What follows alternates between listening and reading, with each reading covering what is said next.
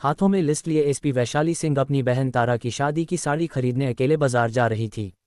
उसने प्रिंटेड गुलाबी कुर्ता सेट, पैरों में साधारण जूते, चेहरे पर सादगी, ना कोई बॉडीगार्ड, बस एक आम बहन की तरह बाजार पहुंची। उसे देख आसपास के दुकानदार पहचान भी ना पाए कि कौन आई है। तभी उनकी नज़र सीधे उसी पुरानी कपड़ों की दुकान पर गई जहां वह पहले भी कई बार बिना सिक्योरिटी चोरी छिपे आ चुकी थी। एसपी वैशाली धीरे धीरे दुकान में दाखिल हुई। दुकान बड़ी नहीं थी, लेकिन चारों तरफ रंग बिरंगी साड़ियों के थान सजे थे। काउंटर पर मालिक हिसाब किताब में उलझा था और करीब 20 साल का एक लड़का ग्राहकों को साड़ियां दिखा रहा था। वैशाली को आते देख किसी ने खास ध्यान नहीं दिया। सबको लगा कोई आम सी ग्राहक होगी। वह काउंटर के पास जाकर खड़ी हो गई और लड़के से बोली, भैया मेरी बहन की शादी है, उसके लिए एक बहुत अच्छी साड़ी चाहिए, कुछ बढ़िया डिज़ाइन दिखाएं। लड़के ने बेमन से कुछ साड़ियां काउंटर पर फैला दी। वैशाली एक एक साड़ी को उठाकर गौर से देखने लगी। उसे कभी रंग पसंद नहीं आता तो कभी बॉर्डर नहीं। उन्होंने एक साड़ी को देखकर कहा, यह रंग बहुत हल्का है, तारा पर खिलेगा नहीं, इसका बॉर्डर बहुत पतला है, शादी के हिसाब से जचेगा नहीं। फिर वैशाली ने एक और साड़ी को पलटकर कहा, अरे ये तो बहुत ज़्यादा छटक है, दुल्हन को थोड़ा सोबर दिखना चाहिए।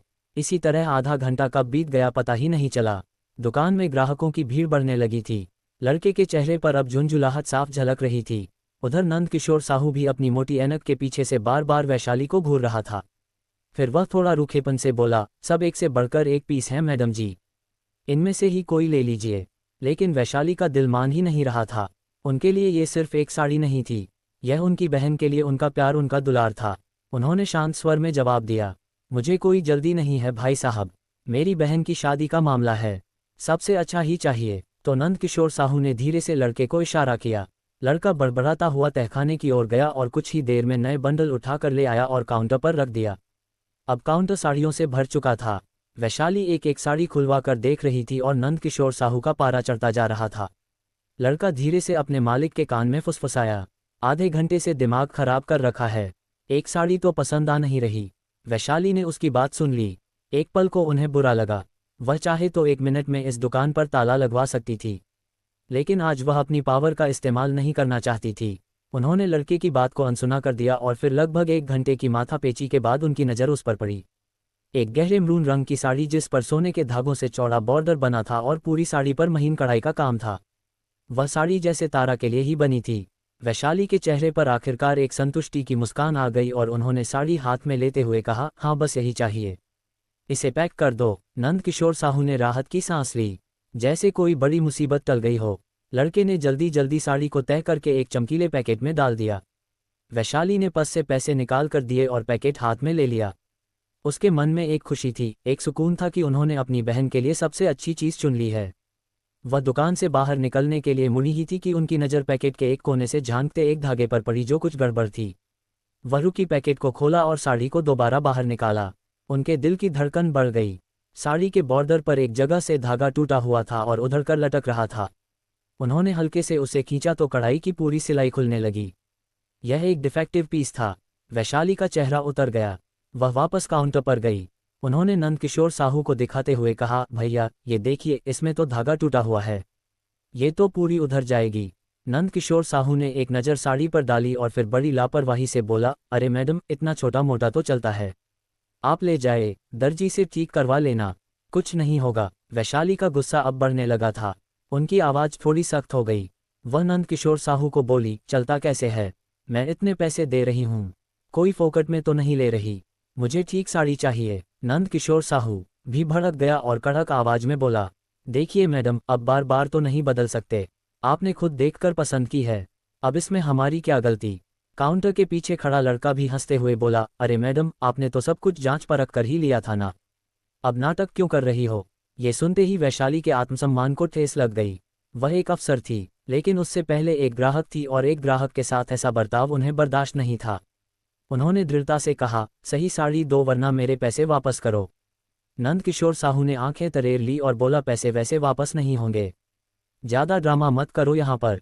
अब तक दुकान में खड़े बाकी ग्राहक भी तमाशा देखने लगे थे। कान्हा फूसी शुरू हो गई थी। दुकान के अंदर का माहौल गर्म हो चुका था। वैशाली ने आवाज़ ऊंची करके बोला, दुकानदारी ऐसे नहीं चलती है, मैंने पूरा पैसा दिया है, या तो सही कपड़े दो या पैसे वापस करो। नंद किशोर साहू ने चिल्लाते हुए बोला, क्यों, बहुत बड़ी अफसर समझती हो क्या खुद को? तुम्हारे जैसे लोग रोज आते हैं। चलो भागो यहाँ से। ये सुनते ही वैशाली ने गुस्से में साड़ी का पैकेट काउंटर पर पटक दिया। भीड़ अब और बढ़ गई थी। लड़के ने पीछे से एक और तीर छोड़ा। अब शुरू हो गया इनका ड्रामा। वैशाली ने उसे घूर कर देखा। उनकी आंखों में वह शक्ति थी जो बड़े बड़े अपराधियों को भी चुप करा देती थी। लेकिन यहाँ कोई उन्हें पहचानने वाला नहीं था। नंदकिशोर साहू ने गुस्से में अपनी जेब से मोबाइल निकाला और चिल्लाते हुए बोला, ज्यादा हंगामा मत करो, वरना मैं अभी पुलिस को फोन करता हूँ। वह बताएगी तुम्हें कि धौस कैसे जमाते हैं। वैशाली के चेहरे पर एक व्यंग्यात्मक मुस्कान आई। हाँ, कर लो, बुला लो पुलिस को, हम भी तो देखें तुम्हारी पुलिस क्या करती है। नंदकिशोर साहू को लगा कि वह डर नहीं रही है। उसने तुरंत थाने का नंबर मिलाया और स्पीकर पर डाल दिया। हेलो थानेदार साहब, नंदकिशोर साड़ी भंडार से बोल रहा हूँ। यहाँ एक औरत बिना वजह झगड़ा कर रही है। दुकान में हंगामा मचा रखा है। जल्दी किसी को भेजिए। फोन करते ही भीड़ में फुसफुसाहट और तेज हो गई। अरे इसने तो पुलिस ही बुला ली। वैशाली ने कुछ नहीं कहा। उन्होंने पास पड़ी एक पुरानी लोहे की कुर्सी उठाई और दुकान के गेट पर जाकर बैठ गई। उन्होंने आसमान की तरफ देखा और एक पल के लिए उन्हें तारा का चेहरा याद आया। उसकी शादी का सपना याद आया। लेकिन अब यह सिर्फ एक साड़ी की बात नहीं थी, यह उनके आत्मसम्मान की लड़ाई बन चुकी थी। वह पीछे नहीं हट सकती थी। वह उस कुर्सी पर शांति से बैठी थी जैसे किसी तूफान के आने का इंतजार कर रही हो। मन में एक भरोसा था। उन्होंने खुद से कहा, कोई बात नहीं, पुलिस आएगी, मुझे पहचान लेगी और यह सारा तमाशा 1 मिनट में खत्म हो जाएगा। आखिर वह इसी जिले की एसएसपी वैशाली थी। हर थानेदार, हर दरोगा उन्हें पहचानता था। पूरा पुलिस डिपार्टमेंट उन्हें सलाम करता था। लेकिन शायद किस्मत को आज उनकी परीक्षा लेनी थी। 10 मिनट बाद पुलिस की एक पुरानी जीप धूल उड़ाती हुई दुकान के सामने आकर रुकी। जीप से एक दरोगा महेंद्र चौधरी और 2 सिपाही नीचे उतरे। दरोगा महेंद्र चौधरी की तोंद बाहर निकली हुई थी और चेहरे पर एक अजीब सी अकड़ थी। भीड़ उन्हें देखकर किनारे हो गई। नंदकिशोर साहू दौड़कर दरोगा महेंद्र चौधरी के पास गया। उसने वैशाली की तरफ इशारा करते हुए कहा, साहब यही है वह औरत, बिना बात के झगड़ा कर रही है, हमारी दुकान का माहौल खराब कर रही है। दरोगा महेंद्र चौधरी ने बिना कोई सवाल पूछे वैशाली को ऊपर से नीचे तक घृणा भरी नजरों से देखा। वैशाली अभी भी कुर्सी पर बैठी थी। उनके चेहरे पर थकान थी, लेकिन आंखों में एक उम्मीद भी थी कि अब सब ठीक हो जाएगा। तभी दरोगा महेंद्र चौधरी ने गरज कर पूछा, कौन हो तुम, क्या तमाशा लगा रखा है यहाँ? वैशाली ने शांत होकर जवाब दिया, तमीज से बात करो। फिर उन्होंने कहा, मैं वैशाली सिंह हूँ। दरोगा महेंद्र चौधरी अकड़ते हुए बोला, वैशाली सिंह हो तो क्या हुआ, किसी रानी के खानदान से हो क्या? दरोगा महेंद्र चौधरी ने बीच में ही उनकी बात काट दी।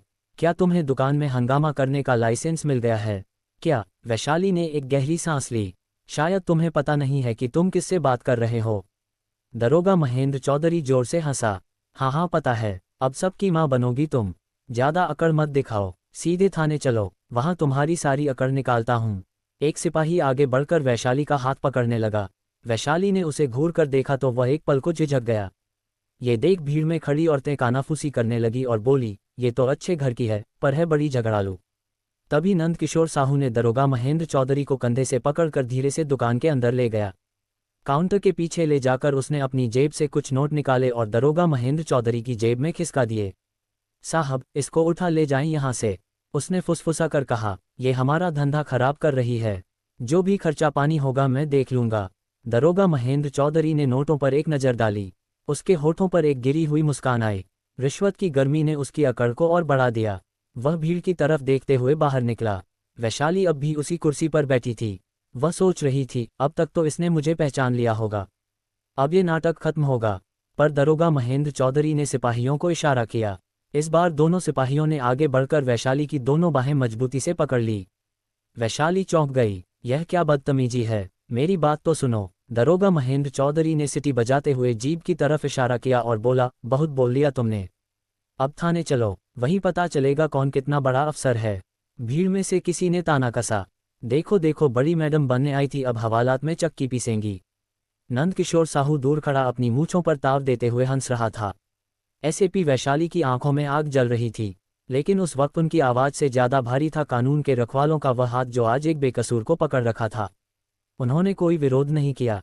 वह जानती थी कि अगर उन्होंने यहाँ अपनी पहचान बताई तो ये लोग शायद यकीन ना करें और तमाशा और बढ़ जाए। जीप का दरवाजा खुला। सिपाहियों ने उन्हें लगभग धकेलते हुए अंदर बिठा दिया। जीप का दरवाजा बंद हुआ और उनकी इज्जत, उनका पद, सब कुछ उस बंद दरवाजे के पीछे कैद हो गया। गाड़ी जैसे ही गली से बाहर निकली, नंदकिशोर साहू ने राहत की सांस ली और अपनी दुकान का शटर गिरा दिया। धंधा फिर से अपनी रफ्तार पकड़ लेगा, लेकिन एसपी वैशाली सिंह की इज्जत को थाने के रास्ते पर घसीटा जा रहा था। पुलिस जीप धूल उड़ाती हुई थाने के गेट पर आकर रुकी। यहाँ बाजार की भीड़ तो नहीं थी, बस कुछ मुजरिमों के रिश्तेदार और पुलिस वाले थे। माहौल में एक अजीब सी उदासी और खामोशी थी। दरोगा महेंद्र चौधरी जीप से उतरा और एक सिगरेट सुलगकर कश लेने लगा, और सिपाही ने जीप का दरवाजा खोला और वैशाली को बाहर खींचकर निकाला गया। लेकिन वैशाली सिर्फ चुप थी, कोई बहस नहीं, कोई गिड़गिड़ाहट नहीं। उनकी सीधी नज़र दरोगा महेंद्र चौधरी के चेहरे पर थी, लेकिन रिश्वत और अहंकार में डूबे उस दरोगा महेंद्र चौधरी को कुछ भी समझ नहीं आ रहा था। दरोगा महेंद्र चौधरी ने उन्हें धक्का देते हुए कहा, ले चलो थाने के अंदर। थाने में अंदर एक हेड कांस्टेबल बैठा फाइलें पलट रहा था। उसने पूछा, साहब ये कौन लड़की है? दरोगा महेंद्र चौधरी ने घमंड से कहा, ये बहुत बड़ी तोप बनी फिरती थी, एक दुकानदार से झगड़ा कर रही थी। ऐसे ही लोग शहर में दंगे करवाते हैं, इसे हवालात में डालो, सारी गर्मी निकल जाएगी। वैशाली ने एक आखिरी बार कोशिश की, मैं वैशाली सिंह हूँ। हेड कांस्टेबल ने बीच में ही टोक दिया, नाम पता बाद में कागज में लिख लेंगे, मैडम पहले अंदर चलिए। एक सिपाही ने लोहे का एक भारी गेट खोला और उन्हें हवालात में डाल दिया। अंदर सीलन भरी हवालात थी, दीवारों से पपड़ी उतर रही थी और हवा में एक अजीब सी बदबू थी। एक कोने में टूटी हुई चारपाई पड़ी थी। वैशाली ने एक गहरी सांस ली। ये वही हवालात थी जिसका उन्होंने कुछ दिन पहले ही निरीक्षण किया था। आज वह खुद इसमें एक कैदी बनकर खड़ी थी। दरोगा महेंद्र चौधरी ने बाहर से ताला लगाया और जोर से हंसा और बोला, अब बनो अफसर। और रानीबाई हवालात की दीवारों पर वैशाली के चेहरे की परछाई कांप रही थी और मन ही मन सोच रही थी, कितने नीचे गिर चुके हैं ये लोग, इनकी की सजा जरूर दूंगी। ये कैसा इंसाफ है जो सच और झूठ में फर्क नहीं कर सकता। इतना सोच ही रही थी, तभी उसी थाने में हवालात के बाहर लकड़ी की एक पुरानी कुर्सी पर एक दूसरा दरोगा बैठा था। उसका नाम था अभिषेक मिश्रा। उम्र ज्यादा नहीं थी, लेकिन वो अपने काम में बेहद ईमानदार और तेज माना जाता था। वो एक केस की फाइल देख रहा था जब उसकी जीप के आने की, गेट के खटखटाने की और ताला बंद होने की आवाज़ सुनाई दी। अभिषेक मिश्रा ने सिर उठाकर देखा।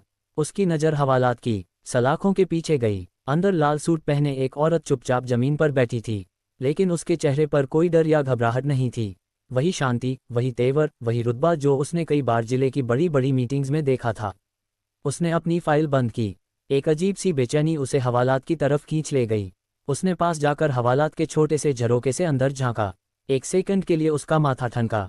अरे ये तो उसके मुंह से बस इतना ही निकला। उसने पास खड़े एक सिपाही को इशारा किया, ये कौन है, किस केस में लेकर आए हो? सिपाही ने हंसते हुए पूरी कहानी बता दी। साहब एक दुकानदार से झगड़ा कर रही थी, दरोगा महेंद्र चौधरी साहब पकड़ लाए, कह रहे थे बड़ी अफसर बनती थी। अभिषेक ने उसकी बात पर ध्यान नहीं दिया। उसकी आंखें सीधे अंदर देख रही थी। तभी हवालात में बैठी वैशाली ने भी नज़र उठाकर उसे देखा। एक पल के लिए दोनों की आंखें मिली और अगले ही पल अभिषेक का खून सूख गया। वह समझ गया कि कितना बड़ा बवंडर आ चुका है। यह कोई आम औरत नहीं है, ये पूरे जिले की एसपी वैशाली सिंह है। वह सिपाही पर दहाड़ा, ये कोई मजाक नहीं है। गेट खोल जल्दी। सिपाही घबरा गया और बोला, पर दरोगा महेंद्र चौधरी साहब ने मना किया है। अभिषेक की आवाज़ पूरे थाने में गूंज गई। मैंने कहा गेट खोल, ये पूरे जिले की एसपी वैशाली सिंह हैं।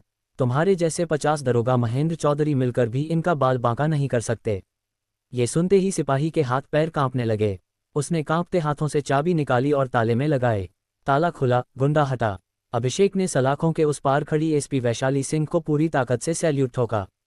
उसकी आवाज़ में शर्मिंदगी और सम्मान दोनों थे। मैडम माफ़ कीजिएगा, हमसे बहुत बड़ी गलती हो गई। मैं अभी इस गलती की भरपाई करता हूँ। हवालात की वही दीवारें जो कुछ देर पहले वैशाली की पहचान को मिटा रही थी, अब सच को पूरी इज्जत से बाहर आते हुए देख रही थी। हवालात का ताला खुलते ही एसपी वैशाली सिंह बाहर आए। उनका चेहरा शांत था, लेकिन उनकी आंखों में एक तूफान छिपा था। अभिषेक ने उन दोनों सिपाहियों और हेड कांस्टेबल को जमकर फटकार लगाए। कुछ ही मिनटों में ये खबर थाने से बाहर जैसे ही पहुंची कि हवालात में बंद औरत कोई आम महिला नहीं बल्कि पूरे जिले की एसपी वैशाली सिंह है। दरोगा महेंद्र चौधरी के होश उड़ गए। उसका चेहरा पीला पड़ गया, माथे पर पसीने की बूंदें झलक आए। अभी तक वह अपनी बहादुरी और अकड़ दिखा रहा था, लेकिन अब उसकी टांगें कांप रही थी। वह बेतहाशा थाने की ओर भागा। सीढ़ियां चढ़ते हुए उसके पैर फिसल रहे थे, सांसें तेज हो गई थी। कमरे का दरवाजा खोला तो सामने वही दृश्य था। हवालात खुल चुकी थी। एसपी वैशाली सलाखों से बाहर आ चुकी थी। चारों तरफ पुलिस वाले खामोश खड़े थे, जैसे किसी अपराध पर गवाह हो। दरोगा महेंद्र चौधरी ने जैसे ही वैशाली को देखा, उसकी आंखों में खौफ उतर आया। वह दौड़कर उनके पैरों में गिर पड़ा। माफ़ कर दीजिए मैडम, मुझसे बहुत बड़ी गलती हो गई। मैं आपको पहचान नहीं पाया। आप चाहे तो जो सजा दें मैं झेल लूँगा, बस मुझ पर दया कर दीजिए। उसकी आवाज़ कांप रही थी, हाथ जोड़कर गिड़गिड़ा रहा था। पूरे थाने में सिर्फ उसकी खून हारती हुई आवाज़ गूंज रही थी। लेकिन वैशाली का चेहरा शांत था। उनकी आंखों में गुस्सा नहीं बल्कि एक ठंडी शक्ति थी, वह शक्ति जो अपराधी को पिघला दे। उन्होंने धीरे से कदम पीछे हटाए, उसकी ओर देखा और कड़क आवाज में कहा, तू सोच रहा है कि गिड़गिड़ाने से तेरी गलती माफ हो जाएगी? याद रख, ये कुर्सी कोई सौदा नहीं है जो रिश्वत और डर से बच जाए। ये जिम्मेदारी है और तूने उस जिम्मेदारी को पैसों और झूठे अहंकार के नीचे कुचल डाला। दरोगा महेंद्र चौधरी रोते हुए बोला, मैडम रहम कर दीजिए। घर वाले बच्चे सब भूखे मर जाएंगे। मैं अपनी पत्नी की कसम खाता हूँ, अब कभी ऐसी गलती नहीं होगी। वैशाली ने उसकी बात बीच में ही रोक दी। उनकी आवाज़ पूरे थाने में गड़गड़ाहट की तरह गूंजी। बस अब तेरी यह नौटंकी मुझे और नहीं सुननी। तूने आम महिला समझकर जिस तरह से मेरे साथ दुर्व्यवहार किया, उसी तरह तूने ना जाने कितनों के साथ ऐसा काम किया होगा। तू माफ़ी के लायक नहीं है। आज से तू सस्पेंड है। एसपी वैशाली की यह बात सुनते ही पूरा थाना सन्नाटे में डूब गया। दरोगा महेंद्र चौधरी वहीं जमीन पर गिरा, सिर पकड़कर सुबकने लगा। उसके होंठ कांप रहे थे, लेकिन अब उसके पास कोई दलील नहीं बची थी। अभिषेक ने तुरंत रिपोर्ट निकाली, सस्पेंशन का आदेश लिखा और उस दरोगा महेंद्र चौधरी को वहीं मौजूद पुलिस जीप में बैठाकर लाइन हाजिर करवा दिया। अब उसकी अकड़ धूल हो चुकी थी। अगले ही दिन उसका पड़ा नंद किशोर साहू को भी नोटिस भेज दिया गया। ग्राहक के साथ धोखाधड़ी, झूठा केस दर्ज करवाना और प्रशासन के काम में बाधा डालना। उसकी दुकान का लाइसेंस रद्द करने की कार्यवाही शुरू हो गई। रात काफ़ी हो चुकी थी, लेकिन वैशाली ने एक पल भी आराम नहीं किया। उन्होंने वॉशरूम जाकर अपने कपड़े ठीक किए, चेहरे पर पानी के छींटे मारे। वह दर्द, वह अपमान, सब कुछ उन्होंने अपने अंदर समेट लिया था। एक सिपाही ने कहा, मैडम सरकारी गाड़ी भेज देते हैं। वैशाली ने सिर हिला दिया, नहीं, मैं अपनी कार से ही जाऊंगी। वह फिर से अफसर नहीं, सिर्फ एक बहन बनना चाहती थी। थाने से बाहर निकलकर जब वह अपनी पुरानी कार में बैठी तो उनकी आंखों में आंसू आ गए, लेकिन उन्होंने उन्हें बहने नहीं दिया। कुछ ही घंटों बाद उनकी गाड़ी उसकी घर के गेट पर रुकी। शादी के घर में शहनाई की गूंज थी। चारों तरफ हंसी मजाक, नाच गाना और मेहमानों की चहल पहल थी। तारा अपनी सहेलियों से घिरी हुई थी और उसके चेहरे पर दुल्हन बनने की एक अनोखी चमक थी। उस चमक के बीच उसकी आंखें बार बार अपनी बड़ी बहन वैशाली को ढूंढ रही थी। वैशाली वहीं थी, हर रस्म में तारा के साथ खड़ी। कभी उसकी चुनरी ठीक करती, कभी उसे छेड़कर हंसा देती। चेहरे पर एक शांत और प्यारी सी मुस्कान थी, जैसे कल रात कुछ हुआ ही ना हो। उन्होंने तारा को वह मरून रंग की साड़ी दी तो तारा की आंखें खुशी से भर गई। दीदी, ये कितनी सुंदर है, आपने मेरे लिए सबसे अच्छी चीज़ चुनी है। वैशाली बस मुस्कुरा दी, बोली, अरे पगली, तेरे लिए तो जान भी हाजिर है। लेकिन उस मुस्कान के पीछे एक गहरा समंदर छिपा था। कल रात जो कुछ भी हुआ, वह किसी बुरे सपने की तरह बार बार उनके दिमाग में कौंध रहा था। वह हवालात की सीलन भरी बदबू, वह दरोगा महेंद्र चौधरी की गिरी हुई हंसी, वह नंद किशोर साहू का घमंडी चेहरा और भीड़ की वह चुभती हुई निगाहें, सब कुछ उनकी आत्मा पर किसी घाव की तरह ताज़ा था। उन्होंने उस अपमान के घूंट को पिया जरूर था, लेकिन वह उनके गले में अटका हुआ था। वह मुस्कुरा रही थी, लेकिन उनका मन बेचैन था। वह सोच रही थी, क्या दरोगा महेंद्र चौधरी को माफ़ कर देना चाहिए था? आखिर उसने अपने बीवी बच्चों की कसम खाई थी कि आज के बाद कभी ऐसा काम नहीं करेगा। उसकी आंखों में डर से ज्यादा अपने घर की फिक्र झलक रही थी। वैशाली के दिल में बार बार सवाल उठ रहा था, क्या मैंने सही किया या गलत? उनकी आत्मा जानती थी कि वर्दी का अपमान बर्दाश्त नहीं किया जा सकता। लेकिन तभी उसे थाने का अंतिम दृश्य याद आया। जब दरोगा महेंद्र चौधरी को सस्पेंड करके ले जाया जा रहा था तो उसके चेहरे पर एक ऐसी हंसी थी कि मानो उसे कुछ हुआ ही नहीं हो। उसकी नज़रें यह इशारा कर रही थी कि तुमको देख लेंगे। उसके अंदर कोई डर नहीं था। उनकी आंखें शून्य में टिक गई। वह उसकी आंखों में भय होने लगा। तभी तारा ने धीरे से उनका हाथ हिलाया और मुस्कुरा कर बोली, दीदी आप कहाँ खोई हुई हैं? उसकी आवाज़ ने वैशाली की सोच को तोड़ दिया। वैशाली चौंक कर हकीकत में लौटी। कहीं नहीं तारू, बस देख रही हूँ, मेरी गुलियाँ आज कितनी सुंदर लग रही है। उन्होंने बड़ी सफाई से बात को टाल दिया। वह अपनी बहन की जिंदगी के सबसे बड़े दिन में किसी भी तरह की कड़वाहट नहीं चाहती थी। दीदी कल आप इतनी देर से क्यों आए? और माँ बता रही थी कि आपका फ़ोन भी नहीं लग रहा था। सब ठीक तो है ना? तारा की आंखों में चिंता साफ झलक रही थी। वैशाली ने एक गहरा सांस लिया। वह अपनी छोटी बहन से झूठ नहीं बोलना चाहती थी, लेकिन सच बताने का ये सही वक्त नहीं था। हाँ, सब ठीक है, बस एक जरूरी ऑफिशियल काम में फंसी थी। लेकिन देख, मैंने अपना वादा पूरा किया। तेरी साड़ी ले आए। रात को जब सब लोग संगीत और नाच गाने में डूबे थे, वैशाली अकेले छत पर चली गई। ठंडी हवा के बीच उसने अभिषेक को फ़ोन किया और बोला, मुझे दरोगा महेंद्र चौधरी और दुकानदार नंद किशोर साहू की पूरी जानकारी चाहिए। अभिषेक ने भरोसा दिलाया, सुबह तक रिपोर्ट दे दूंगा। अगले दिन हल्दी की रस्म के बीच फ़ोन आया।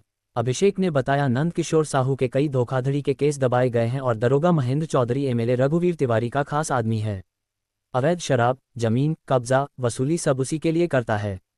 वैशाली ने सब जोड़ लिया, तो नंद किशोर साहू भी उसी के नेटवर्क का हिस्सा है। शाम होते ही बारात की खुशी पर अचानक साया छा गया।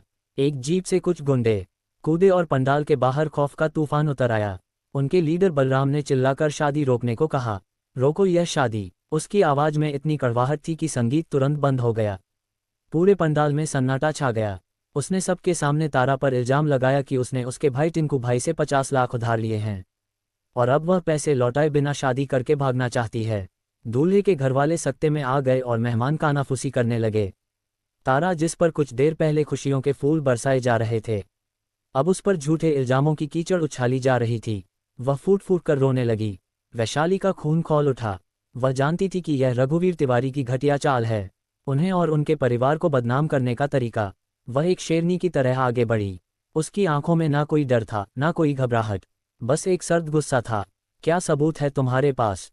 उसकी आवाज़ शांत लेकिन इतनी पैनी थी कि बलराम भी एक पल को ठिठक गया। बलराम ने कुछ नकली स्टैम्प पेपर हवा में लहराए।